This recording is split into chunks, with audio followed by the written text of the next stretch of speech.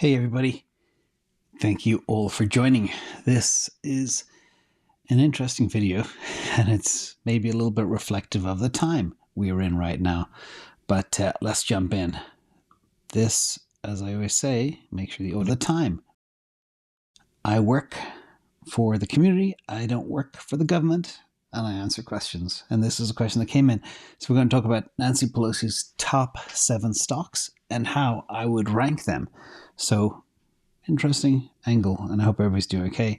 And the crypto world is very strange. And this request also came in not once but twice. I think people have become a little bit jaded with crypto. A lot of people were crypto only. Now they want to branch out into diversifying, as per my usual 3-legged stool. And this is a tour of how I analyze kind of top stocks. And it was interesting from the diversity of the stocks, and one very interesting surprise result that came out, and then some double tapping into exactly how they would rank. So the other reason why the member came in with a question, the exact wording was, I want to get more into stocks. Nancy Pelosi apparently has an impeccable track record for picking stocks. Which ones are the best from 7? So that's how this came about. And of course, this is edutainment, and it's just all numbers today. Lots and lots of numbers. So the story came from Investor Place, and it said 7 best Nancy Pelosi stocks to buy now, and it was released a couple of hours ago. And again, just a reminder, this video is not political, and well aware that Paul Pelosi, Nancy's husband, was attacked in his home over 2 weeks ago, but he's on the road to a speedy recovery, and I wish him all the best. And let's go. So the question is around these stocks. Now, there was a supposed red wave that wasn't. Midterm elections brought about a surprising result for both parties. But as you know, Nancy Pelosi was the head speaker of the House of Representatives, and now that might be changing hands to Kevin McCarthy. I don't know exactly what the deal is right now, but what is interesting is the list of stocks that were in question in this article. We have Google, Microsoft, American Express, AB, which is AllianceBernstein Holdings, Tesla, CrowdStrike, and Roblox.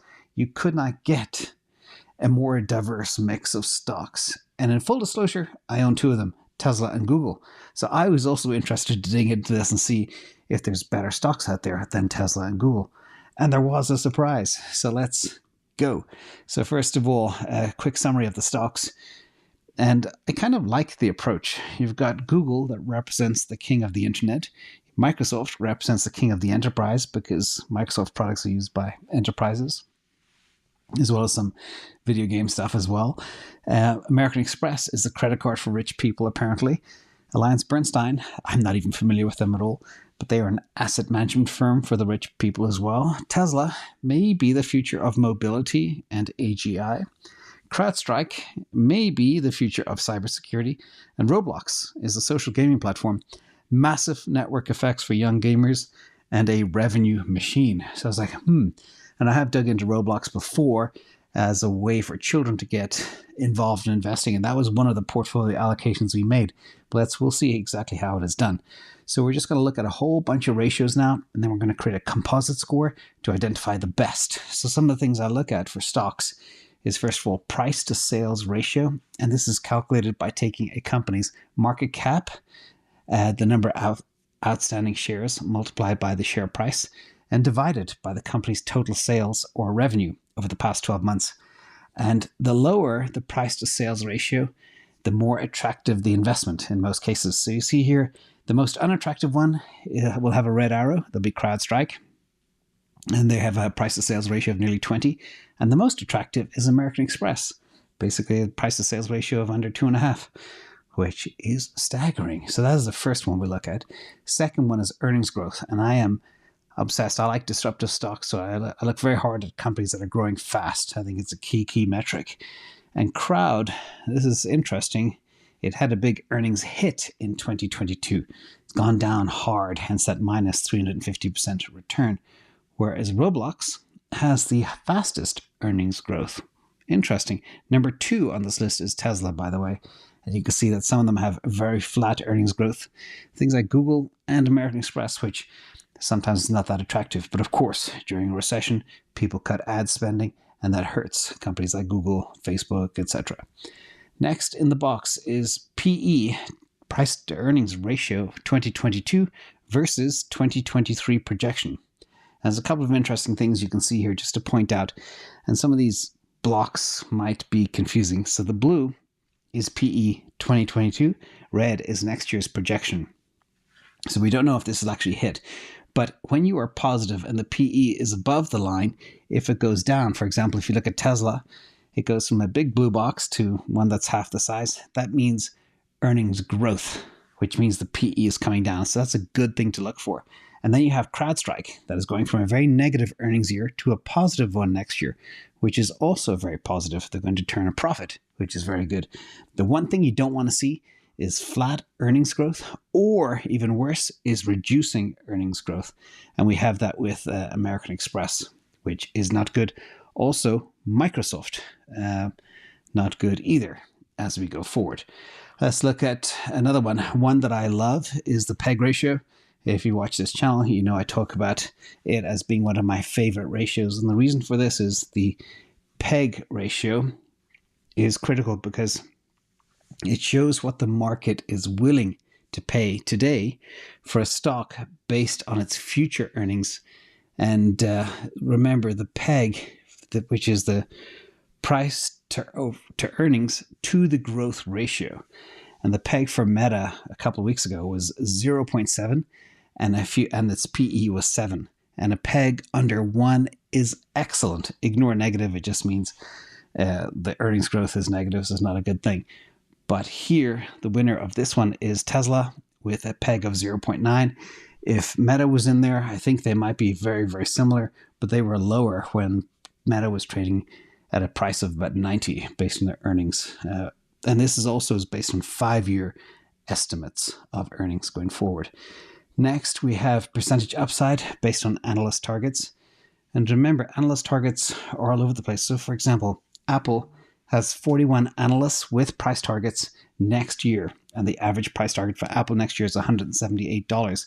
But some are high as $240, some are as low as $110, and everything else in between. So this is an average of everything. And I think it's a very safe bet. So that means when you look here, analysts believe the target, the stock with the most upside based on their price targets is CrowdStrike. Number 2 is Tesla. And the worst of all is AB, AllianceBernstein, as we go forward.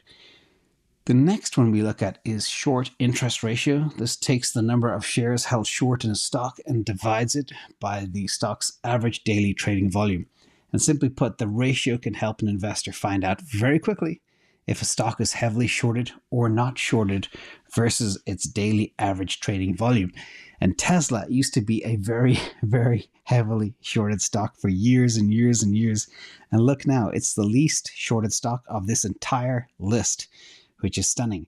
The most shorted stock is CrowdStrike, and the least is Tesla. And then you can see all the others all coming in there. But they used to call Tesla the Widowmaker because it destroyed so many people that were short the stock and continues to do so. But people learned the lesson. It's really interesting because only a couple of years ago, Tesla had a score of 4. Now it's under 1. So that's a big one. An example of CrowdStrike and what their short interest looks like. Here you can see the current short volume is nearly 10 million shares. The previous short volume was 9.4. So it's gone up a little bit. And the dollar volume sold short is 1.55 billion. And that is just some data that you need to be aware of. And if a large percentage is sold short, that can drive things like a short squeeze as well, which can give you some good price action. But it also is indicative of the sentiment about the stock too. Next in the box is the distance from the 200-day moving average. We'll look at a couple of charts for the winners in a little while, but you can see here AB is closest to the 200-day moving average, which means it's probably quite stable. It's probably not a lot of upside, but surprisingly, the biggest distance from the 200-day moving average is Tesla. So that for me is a positive because it's pretty insane. And I'll talk more about some math and correlations between revenue growth and earnings growth and price performance. And what's happened lately for Tesla is quite stunning because it's never happened like this before. And I've been studying the stock for over 5 years. I've never seen anything like this, but I'll show you another analysis of that later. Next in the box, we have the distance from the 52-week high in percentage terms. The one that sold off the most at nearly 80% is Roblox, and the one that sold off the least is American Express. So American Express is the winner of that particular one. And next we have the percentage gain on the stock if we get back to the 52-week high. Roblox wins because it's so oversold. This is the inverse of the previous chart we saw. Tesla is number 2, and American Express has the least to gain if it gets back to the 52-week high because it's nearly at it right now. So another thing I like to look at. Now we're going to look at the composite score and the summary of who wins. And this really threw a couple of surprises for me. So Tesla scored number 1 with a composite score of 2.125. And joint second and joint third, or basically joint second, is Roblox and Google with the exact same score of 3.625. And the color code represents where they were strong. Green is strong, red is weak. And you can see the two stocks are very, very different in most cases. They're not similar. So for the score to come out the same was really interesting. And then Microsoft is number 3. CrowdStrike number 4. American Express, CrowdStrike is number 5. American Express number 6. And Alliance Bernstein number 7. Those ones at the end I would not touch. Now, what's interesting is that joint second. It's kind of stunning. And when we look at some of the acquisitions made by the Speaker of the House, Nancy Pelosi, she had a whole bunch of call options on Microsoft at a strike price of 180 and another 100 or so call options, a strike price again of 180. And both of these options expire on the 16th of June, 2023. So she's in position and expects kind of more upside. We'll look at the chart as well in a minute. So think about that number 180 when you think about Microsoft. Now, in addition, I think she bought about 5,000 shares of Roblox, and I think she's underwater in this position. And also on June 16th, 2023, she has, March 17th, of this year, she exercised call options with a strike price of 500 for Tesla. That was before the 3-for-1 split. So divide 500 by 3 and you get the price of where her price action is right now. So she's still profitable on those two. Again, her record is extremely good, except for maybe Roblox. Now let's look at one other factor here when we look at stocks before we look at some charts. And this is the GF score, and this is the Guru Focus score, using 5 aspects of valuation, which has been found to be very closely correlated to the long-term performance of stocks by backtesting from 2006 to 2021. And here, what's interesting is if you look at Roblox, it scored very poorly on this score of 20 out of 100. And ironically, Google and Microsoft scored exactly the same, and Tesla scored 85 versus 97 for both Google and Microsoft. So Tesla still is challenging a lot of people with exactly how to value it because it's simply growing so fast. So let's look at the charts real quick. Tesla first, because it won the competition. And again, this is just numbers. Everything is equally treated based on ratios. There is no bias here. I'm very aware of that. But you can see the Tesla chart has been ugly. It's been a nasty year. It did have a 3-for-1 stock split back right before the beginning of September. And right now it is back bouncing off lows that it has been at back in, very early 2021. So it's literally trading at a price of nearly, call it 22 months ago, which is staggering for such a high growth stock. And I believe a big part of it is because of the fact that Elon Musk bought Twitter and people consider it a distraction. And that's why it's 55% under the 52-week high.